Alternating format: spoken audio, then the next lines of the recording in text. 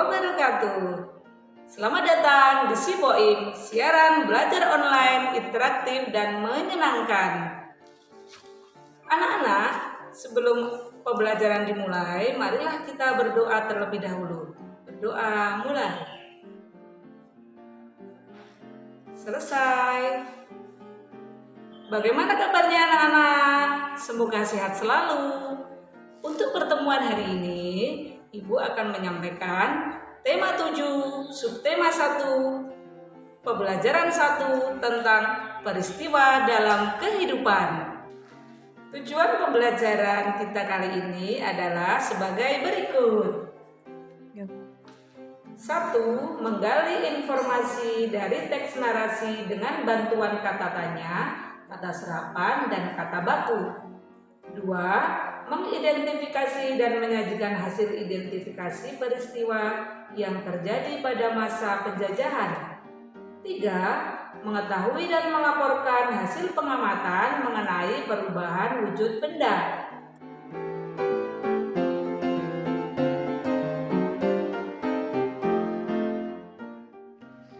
Banyak peristiwa dalam kehidupan.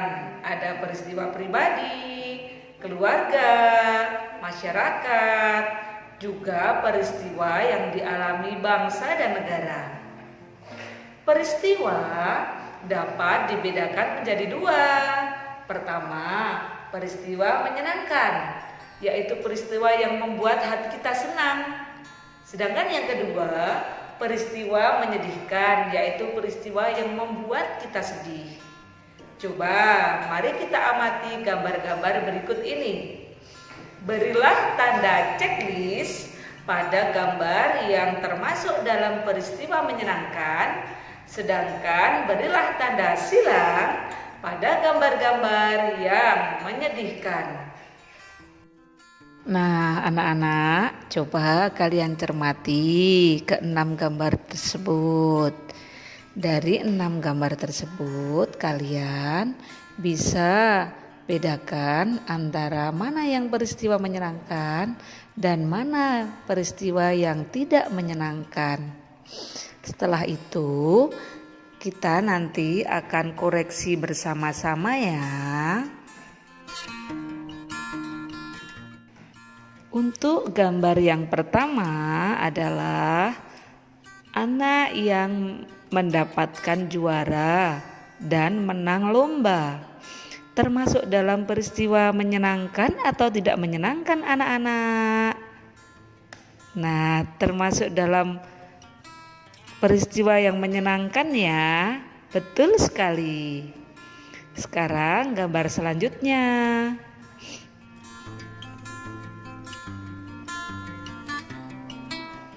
Untuk gambar yang kedua adalah Rita sedang sakit. Coba, termasuk peristiwa yang menyenangkan atau tidak menyenangkan? Nah, betul sekali.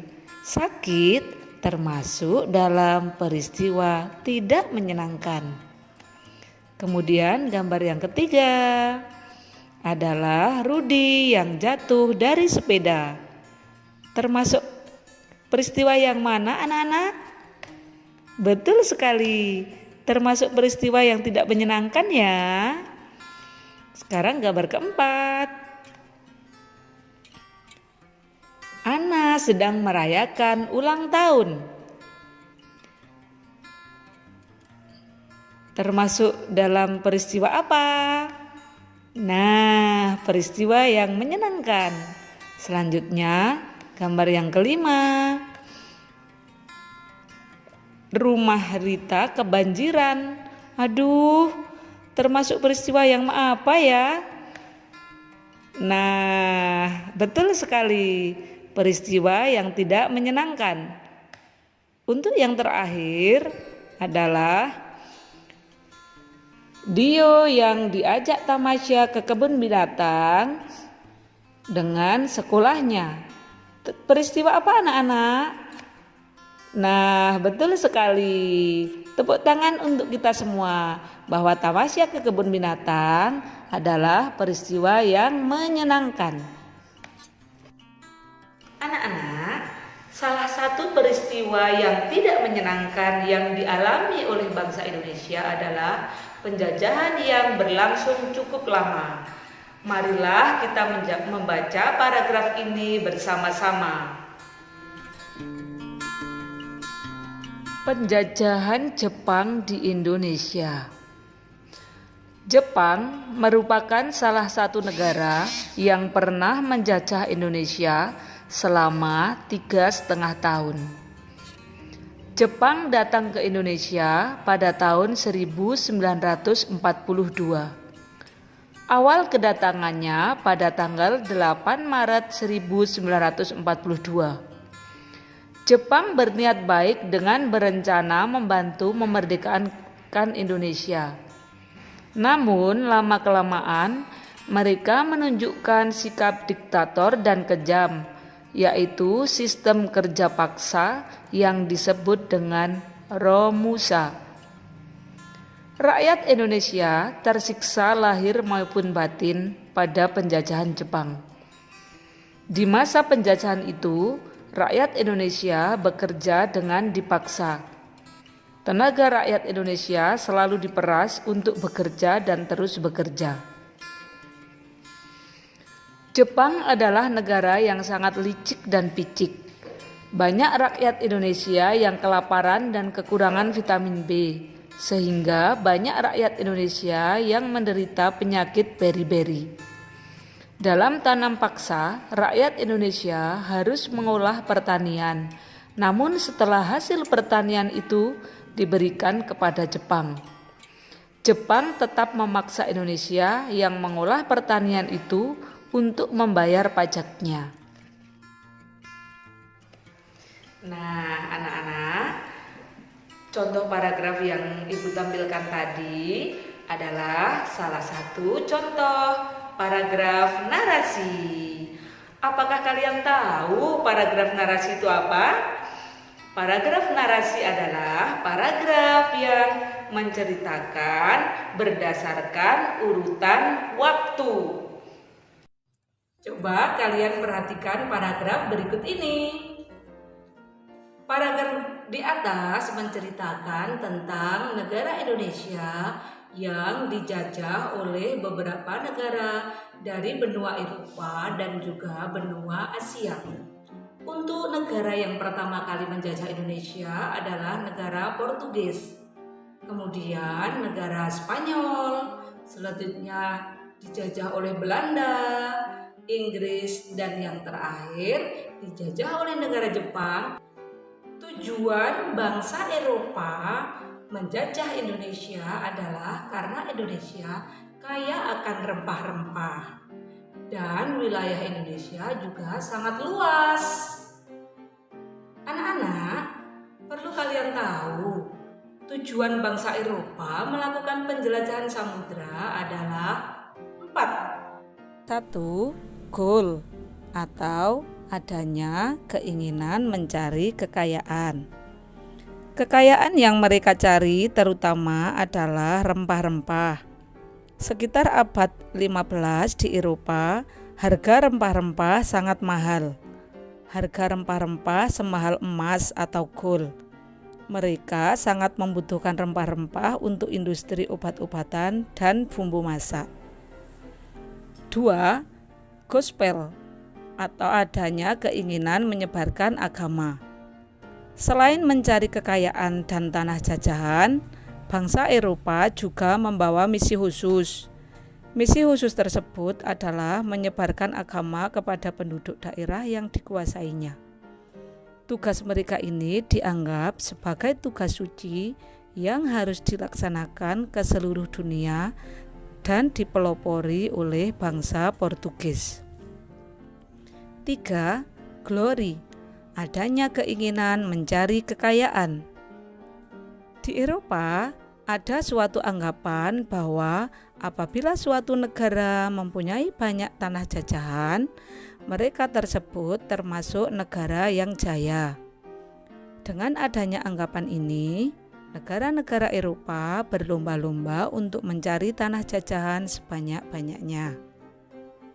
4. Perkembangan ilmu pengetahuan dan teknologi. Ilmu pengetahuan dan teknologi berkembang pesat. Contohnya seperti berikut. 1.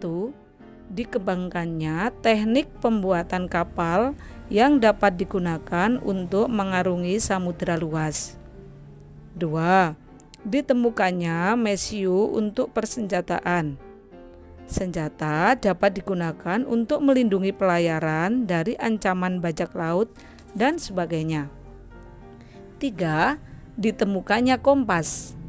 Kompas digunakan sebagai penunjuk arah, sehingga para penjelajah tidak lagi bergantung pada kebiasaan alam. Untuk menentukan arah, biasanya mereka berpedoman pada bintang, sehingga jika angkasa tertutup awan, mereka tidak dapat meneruskan pelayarannya.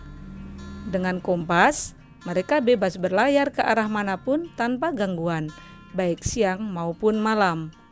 Anak-anak, untuk memperdalam materi kali ini, coba kalian kerjakan latihan berikut ini. Salah satu latar belakang kedatangan bangsa-bangsa Eropa ke Indonesia adalah semboyan 3G, gold, gospel, dan glory. Coba tuliskan kembali arti gold, gospel, dan glory pada kolom berikut ini.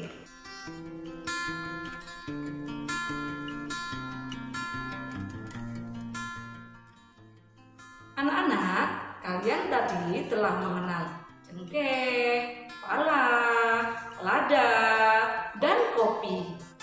Apakah anak-anak tahu benda-benda tersebut termasuk dalam benda apa? Nah, betul sekali, benda padat. Nah, benda padat adalah benda yang bentuk dan ukurannya tetap walaupun berpindah tempat. Benda padat ini merupakan benda yang menurut sifatnya. Selain itu, ada benda cair dan benda gas. Benda cair adalah benda yang dapat berubah bentuk sesuai tempatnya. Contoh, ada air, ada sirup, ada bensin, dan lain sebagainya. Kemudian ada juga benda gas. Benda gas adalah benda yang berbau, berasa, tapi volume dan bentuknya tidak tetap karena bisa memenuhi ruangan. Contohnya adalah udara yang kita hidup sehari-hari. Dan juga ada bau yang tidak enak di kelas ini. Apa ya? Nah, ternyata ada satu anak yang mengeluarkan gas yang berbau tidak enak, yaitu kentut. Nah, sekarang bisa disimpulkan bahwa menurut sifatnya benda dibedakan menjadi 3, yaitu benda padat, benda cair, dan benda gas. Lebih jelasnya, perhatikan slide berikut ini. Ada 3 wadah yang berbeda bentuk. Masukkan pulpen ke ketiga wadah yang berbeda. Apakah bentuk pulpen tetap atau menyesuaikan tempatnya? Jawabannya adalah bentuk pulpen akan tetap walaupun dipindah-pindah ke tempat yang berbeda. Massa pulpen tetap walaupun dipindah-pindah ke tempat yang berbeda. Kemudian slide yang kedua. Tuangkanlah air ke dalam wadah yang berbeda-beda. Bentuk air ketika dituangkan ke dalam wadah yang berbeda-beda, maka bentuknya akan menyesuaikan wadahnya. Walaupun bentuknya menyesuaikan wadahnya, namun massanya akan tetap. Kemudian, seorang anak meniup 3 balon dengan bentuk yang berbeda-beda. Balon akan terisi oleh udara yang ditiupkan dan bentuknya menyesuaikan tempatnya. Massa atau berat dalam balon dapat berubah-ubah atau tidak tetap. Demikianlah jenis-jenis benda menurut sifatnya. ada 3 kan anak-anak, yaitu benda padat, benda cair, dan benda gas. Untuk itu, dari penjelasan tadi yang Ibu sampaikan, apakah anak-anak sudah jelas? Semoga sudah jelas ya. Nah, setelah tadi Ibu jelaskan tentang sifat-sifat benda, sekarang tiba saatnya kalian mengerjakan latihan dan dikerjakan di buku tugas kalian. Tugasnya adalah sebagai berikut. Carilah contoh benda di lingkungan sekitar kalian berdasarkan sifat-sifatnya. Masing-masing 4 ya. Selamat mengerjakan. Demikian pembelajaran kita hari ini. Semoga bermanfaat untuk kita semua. Sebelum kita tutup, marilah kita berdoa bersama-sama. Berdoa mulai. Selesai.